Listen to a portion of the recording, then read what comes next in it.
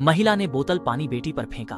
बेटी के प्रतिक्रिया से पहले उसने हाथ पकड़ा और बाहर भागी। दरवाजे से निकलते ही डाकू ने रास्ता रोका। महिला ने खतरनाक डाकू को देखा और धीरे धीरे दरवाजे तक पीछे हटी। दोनों लिफ्ट में चढ़े, पर डाकू अकेला नहीं था। मुंह ढके आदमी ने दूसरी मंजिल के घुंघराले बालों वाले को बताया। घुंघराले बालों वाला तुरंत लिफ्ट का बटन दबाने गया, पर लिफ्ट नहीं रुकी। दोनों को भागते देख घुंघराले बालों वाला बस पहली मंजिल पर इंतजार कर सकता था। वह लिफ्ट के दरवाजे पर 5 मिनट खड़ा रहा। लिफ्ट नहीं आई। माँ बेटी फिर से दूसरी मंजिल पर लौट गई थी, जहाँ एक शरण कक्ष था। दोनों ने तेजी से कमरा पार किया। डाकुओं के पहुंचने से ठीक पहले वे दरवाजा बंद करने में कामयाब रहीं। डर से वे हिल भी नहीं पा रही थी, लेकिन सीसीटीवी देखकर शांत हो गईं। उन्हें डाकुओं का मकसद नहीं पता था, पर घर में घुसकर लूटपाट करने वाले पुलिस से डरते हैं। इसीलिए महिला ने अपनी उंगली ब्रॉडकास्ट बटन पर रख दी। माफ कीजिए, पुलिस रास्ते में है।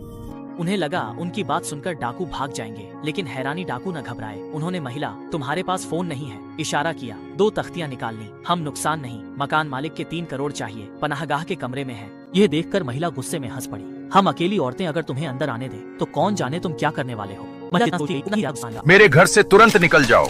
लेकिन जैसे ही उसने यह कहा, उसने मॉनिटर में एक डरावना दृश्य देखा। मोटा आदमी एक बैग निकालता है, फिर उसमें से ड्रिल मशीन और स्क्रू निकालकर सभी दरवाजे खिड़कियां बंद कर देता है। सावधानी के लिए उन्होंने पर्दे भी खींच दिए। ये सब करने के बाद वे नहीं रुके। उन्होंने बड़ा हथौड़ा लेकर छत पर मारना शुरू कर दिया, नीचे छेद शरण कक्ष में घुस सके।